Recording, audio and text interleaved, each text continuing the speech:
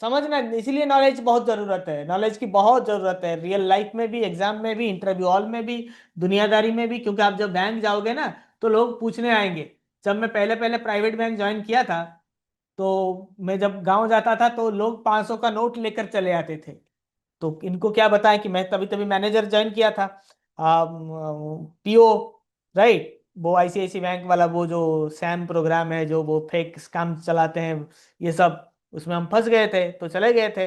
तब तो हमें उम्मीद था कि हम सीईओ बनेंगे किसी दिन।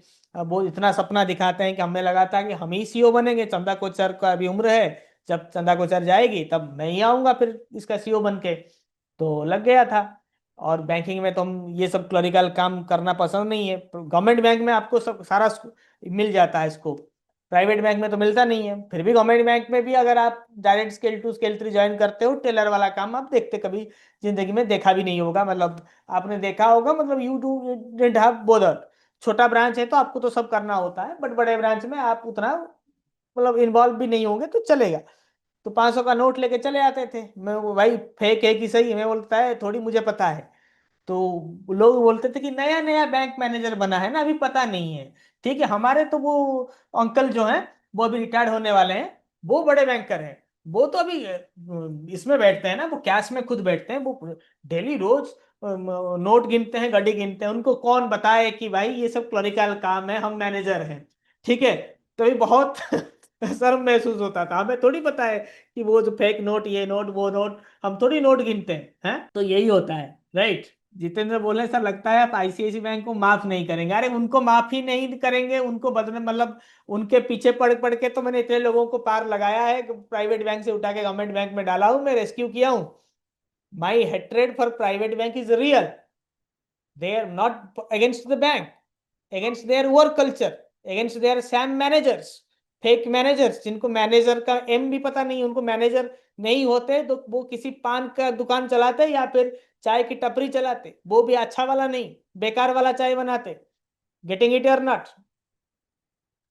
मैंने आईसीआईसी बैंक को जब छोड़ा था, मैंने तब भी बोला था ICIC bank is a good bank, but I am not living the bank, I am living my bloody buses. तो वही हेट्रेड तो मेरे सक्सेस का रीजन है आज, और आप लोगों के सक्सेस का भी कारण बनने वाला है, और 15,000 लोगों का सक्सेस का कारण ऑलरेडी बन चुका है।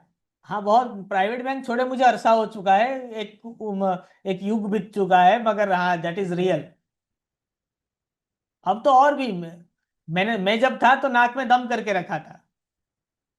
We both are from secretary sir, experience तो प्राइवेट से ही मिलेगा, गवर्नमेंट वाले तो आते ही नहीं।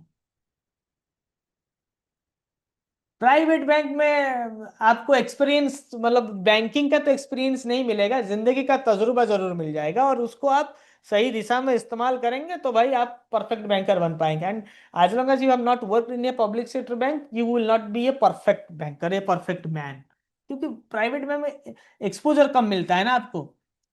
और प्राइवेट बैंक का एक्सपीरियंस क्या है, मतलब बॉस कंडक्टर बोलेगा कि मैं कंडक्टरी का, मेरे पास 50 साल का तजुर्बा है, ये नया बंदा 2 साल से कंडक्टरी कर रहा है, मुझे क्या बताएगा। समझ रहे हो ना।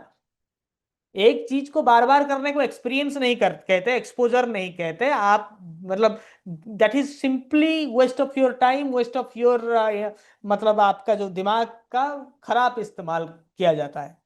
ठीक है।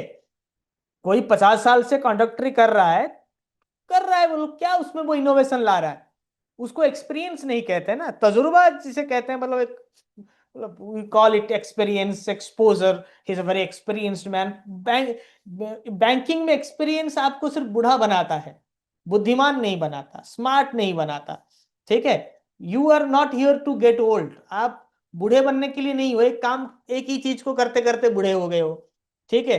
गवर्नमेंट बैंक में कुछ लोग टेलर ज्वाइन करते हैं, टेलर ही रिटायर्ड करते हैं, उसको थोड़ी एक्सपीरियंस कहेंगे।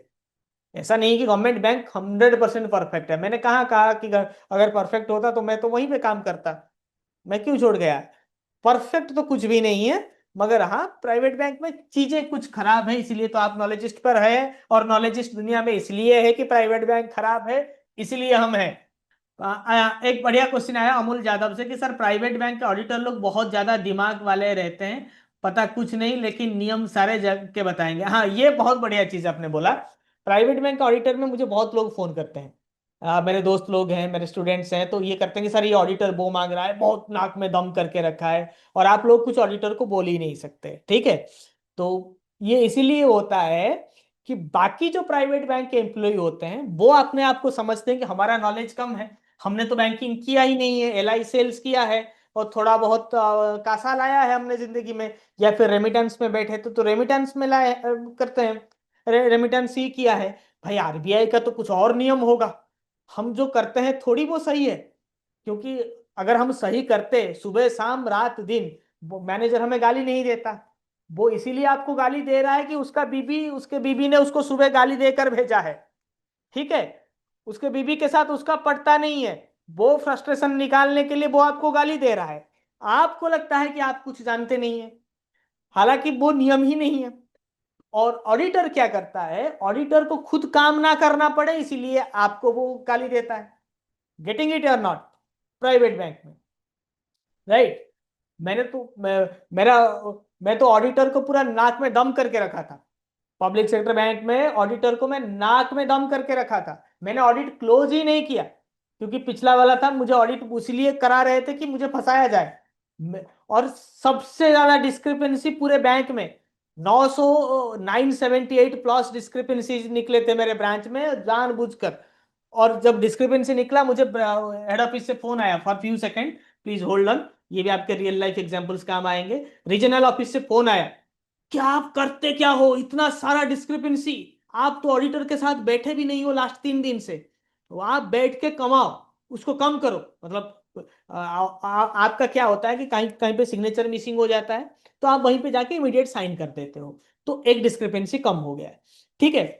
केवाईसी नहीं है सर, सर ये फाइल मुझे दे दीजिए, 10 मिनट में मैं इसका केवाईसी ले आता हूँ, अरे अरे जाओ जाओ केवाईसी ले आओ, तो वो डिस्क्रिपेंसी कम हो जाता है। कहाँ कहीं थोड़ा बहुत, मतलब अगर ऑडिटर को आपने अच्छा काजू नहीं खिलाया, ठीक है, अच्छा बादाम नहीं दिया, चाय कॉफी के लिए नहीं पूछा, रात को थोड़ा सा दारू वारू नहीं पिलाया, तो डिस्क्रिपेंसी बढ़ जाएगा, अगर you don't have a cordial relationship with the auditor, ठीक है। मुझे फोन आया, मैंने सीधा बोला रीजनल मैनेजर को, ऑडिटर को सैलरी नहीं मिलता है क्या? अगर डिस्क्रिपेंसी कम हो सकता है तो उसने कम क्यों नहीं किया, मैं बैठूंगा तब जाके कम करेगा, मैं नहीं बैठने वाला उसके साथ। आप उसको बोल दीजिए, जो उसको लिखना है वो लिख दे, उसको तो सैलरी भी मिलता होगा ना, मैं उसको खिलाया पिलाया भी नहीं था, ठीक है, क्योंकि मैं छोड़ने के कगार पे था, उससे पहले भी मैं ऐसा ही करता था।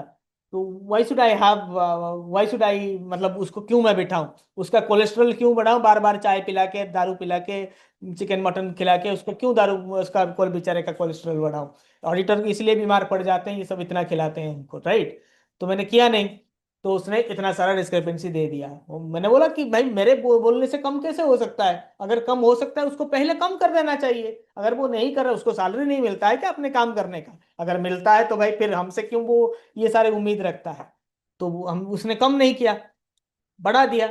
आई डिडंट क्लोज, क्योंकि बहुत चीजें अननेसेसरी था जो क्लोज हो सकता था, अगर अननेसेसरी था भाई आप क्लोज करिए। तो वो प्रीवियस 10 15 स्टाफ जिनका था, प्रीवियस फील्ड में, फील्ड ऑफिसर्स, प्रीवियस जो काउंटर में बैठते थे, उनका सिग्नेचर मिसिंग, सब आके खुद साइन किए, मैंने नहीं किया, ओपन क्लोज क्लोज नहीं किया, क्योंकि अवेयरनेस मेरे पास था कि मैं नहीं करूंगा तो कुछ नहीं होगा, ये सब जो चीज गलत है वो गलत है।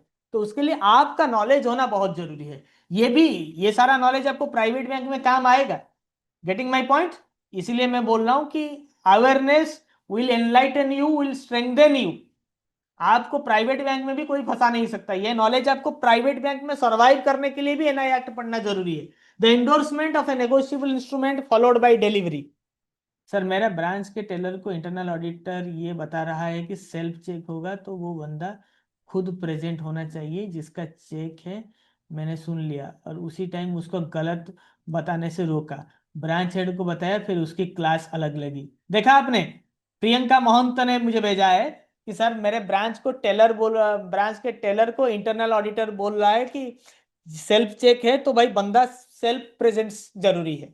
मतलब आप क्या करते हो, कभी कभार जल्दबाजी में सेल्फ चेक लिख के बियरर को दे देते हो, जिसको दे देते हो वो जाके ओवर द काउंटर उठा सकता है, वही सेल्फ चेक का मतलब है, ठीक है। मतलब self cheque is a withdrawal slip, right. मतलब विड्रॉल स्लिप में अगर सब कुछ भरा हुआ है, सामने वाला कौन है आपसे फर्क नहीं पड़ता, अगर सब कुछ सही है, it is almost A withdrawal sleep, right.